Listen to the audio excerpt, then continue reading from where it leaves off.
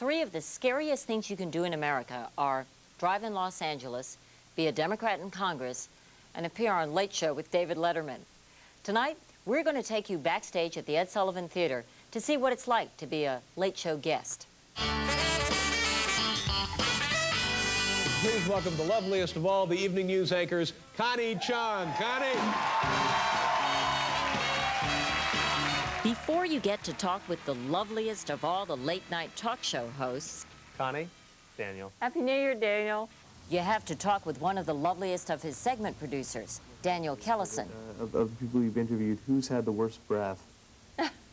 It takes a lot of planning to be spontaneous. But that's not very funny. I'm sorry, Daniel. Yes, the top 10. Let's do the top 10 now. It's so hard anticipating what Dave wants. You know, you don't see him until you walk out on stage. Has Dave been in a good mood lately? Yeah, I think he's been in a great mood. You know, I'll give But he you, warns me, to keep Dave in a great mood, I have to be very careful about his bad neck. I promise you that it's a real thing. Really? Yeah, I guarantee it, and I know that he's been cranky lately, Okay. and I honestly believe it's because you don't believe his neck troubles. Maybe he's got a point. The last time I was on the show, Dave thought I was going to hurt him. I have a herniated disc in my neck. Is that true, Paul? And now, why? I say this to you every time you're on the show. So if you hug low, I think that will set a positive tone for the interview. Okay, so hug low. That's the main thing I have to remember. Paul Rutgerson drives a lot of the show's guests, and on occasion, Letterman himself. Do you have any idea of what Dave's mood is? Generally? So what are you doing here? Me? Yeah? Waiting for anybody who's anybody. Have you seen anybody? Yeah, you so far. People are always here. Anybody else? They don't have tickets, just things to autograph.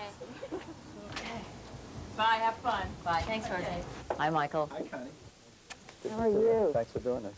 This is actually a very nice dressing room, I think. The makeup artist next door, Michelle O'Callahan, gets closer to Dave than almost anyone.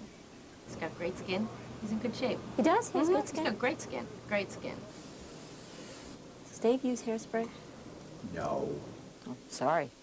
Michael DeCesare only does emergency work on Dave's hair. Connie Chung. How are you? For Will Lee, guitar player with the CBS Orchestra, it's routine maintenance. How do you get Dave in a good mood? That's a good question.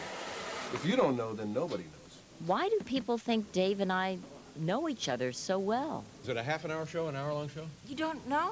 You've never watched it? I mean, yeah, of course, I've seen it. 15 minutes to showtime. Kellison hands me the stories I told him this morning, now neatly typed. Okay. How's his mood now? It's great. It's been good all day. To air in 10.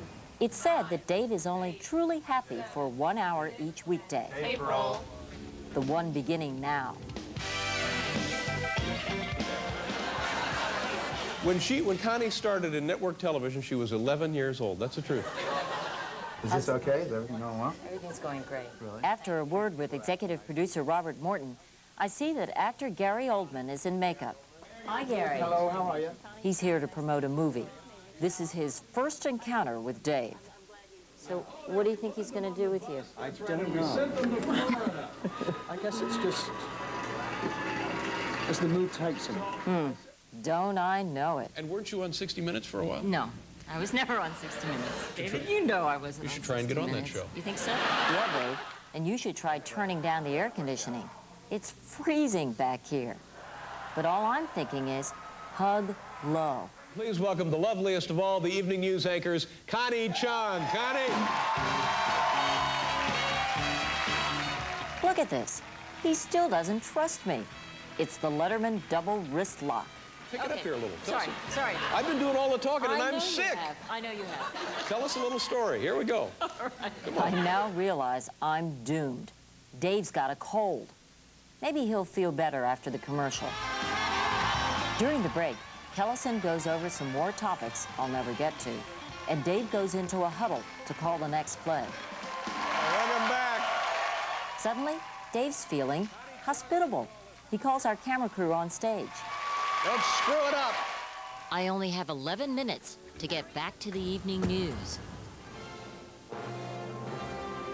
You know, I never have to worry about Dan's mood.